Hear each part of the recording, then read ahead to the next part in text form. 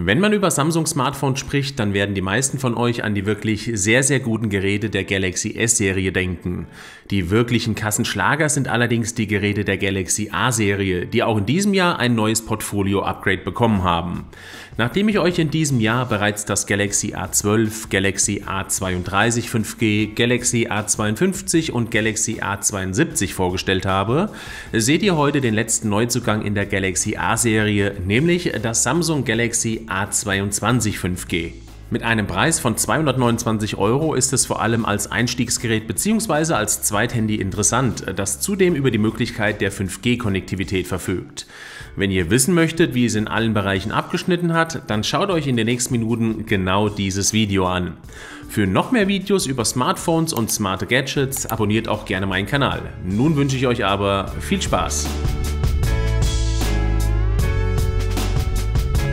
Wie bei fast jedem Smartphone ist das Design des Galaxy A22 5G mittlerweile nichts Weltbewegendes mehr. Was man bei diesem Smartphone aber sofort feststellt, sind folgende Punkte. Es ist lang, schwer und wirkt im ersten Eindruck nicht unbedingt wie ein modernes Smartphone, was insbesondere durch das sehr breite Kinn im unteren Displaybereich unterstrichen wird. Dies wird auch dadurch verstärkt, dass das komplette Gerät aus Kunststoff besteht und sich auf der Rückseite eindrücken lässt.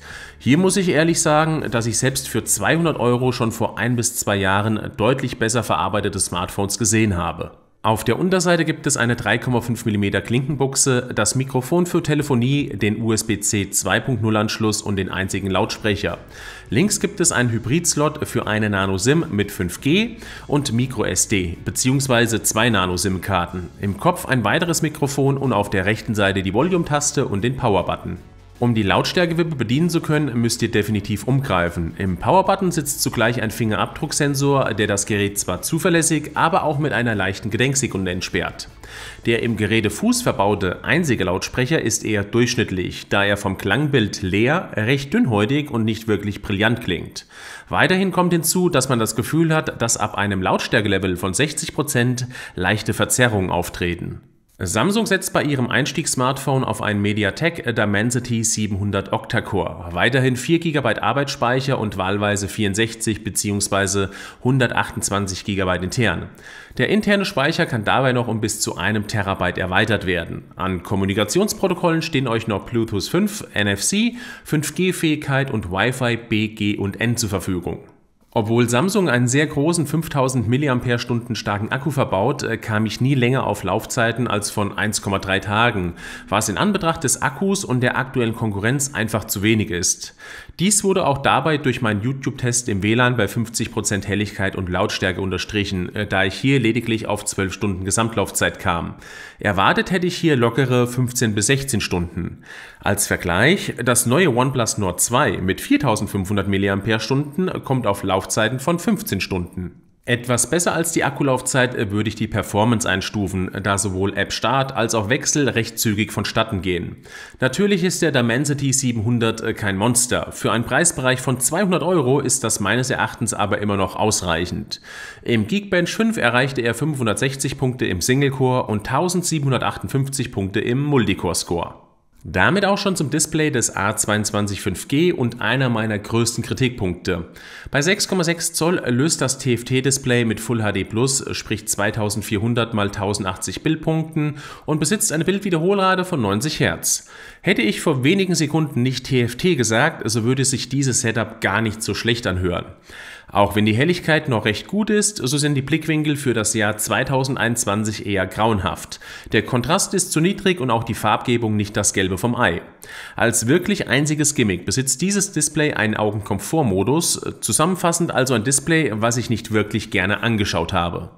Auf der Rückseite gibt es dann eine Dreifachkamera, bestehend aus einer Weitwinkelkamera mit 48 Megapixeln, f1.8 Blende, elektronische Stabilisierung und einem Digitalzoom. Videos können maximal in 2K und 30 FPS aufgenommen werden. Weiterhin gibt es eine 5 Megapixel Ultra-Weitwinkelkamera und eine 2 Megapixel Tiefenkamera für Bokeh-Aufnahmen. Auf der Vorderseite gibt es dann eine 8 Megapixel Frontkamera. Angefangen bei der Frontkamera finde ich die generelle Qualität gut. Im normalen Automatikmodus wirken Bilder oft aber zu überschärft und sehen etwas unrealistisch aus. Besser wird es tatsächlich im Porträtmodus, da hier nicht nur Gesichter gut freigestellt werden, sondern die Gesamtstimmung des Bildes eine deutlich bessere ist. Für 200 € echt okay. Geht man dann auf die Weitwinkelkamera, so sehen auch hier die Fotos immer in Relation zum Preis gesetzt wirklich gut aus. Mit einem hohen Detailgrad, natürlichen Farben und einer guten Schärfe. Auch hier ist es so, dass die meisten Fotos im Porträtmodus gut freigestellt werden, hin und wieder aber auch mal mit Ausreißern. Bilder bei Nacht bzw. bereits leicht schlechten Lichtbedingungen bekommen sehr schnell eine Unschärfe. Im Nachtmodus hingegen deutlich zu scharf gezeichnet, aber auch hier mit viel zu wenigen Details, sodass sie in beiden Modi auch für 200 € nicht das bringen, was sie eigentlich sollten. Videos in 2K haben mich gefühlt 4 bis 5 Jahre nach hinten geworfen, da hier so gut wie nichts gepasst hat. Artefakte, schlechte Stabilisierung und unterirdischer Fokuswechsel. Aber genau so sehen leider auch die Videos in 1080p aus. Für Videos ist das Teil daher eher nichts. Als Software kommt aktuell Android 11 und Samsungs One UI 3.1 zum Einsatz, die gegenüber auch deutlich teuren Mitbewerbern von Samsung kaum Abstriche verzeichnen muss.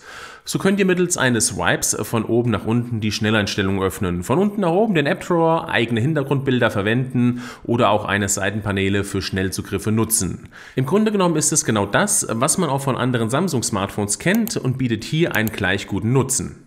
Zusammenfassend ist das Galaxy A22 5G leider ein Smartphone, das in keinem Bereich so richtige Stärken hat. Enttäuschend ist die Verwendung eines TFT-Displays. Die Rückseite lässt sich eindrücken und auch der Lautsprecher klingt eher so lala.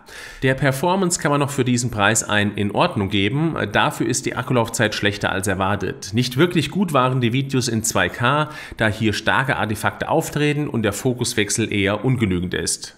Gut haben mir hingegen die Fotos mit der Weitwinkelkamera bei Tag gefallen, ebenso wie ein Großteil der Selfies im Porträtmodus.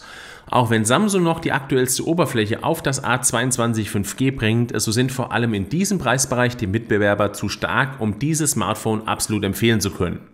Und damit bin ich auch schon am Ende meines Erfahrungsberichtes zum Samsung Galaxy A22 5G und bedanke mich an dieser Stelle, dass ihr zugeschaut habt. Würde mich riesig freuen, wenn euch das Video gefallen hat, ihr ein Like oder Kommentar hinterlasst und vor allem auch bei den zukünftigen Videos einschaltet. Bis dahin, macht's gut und ciao.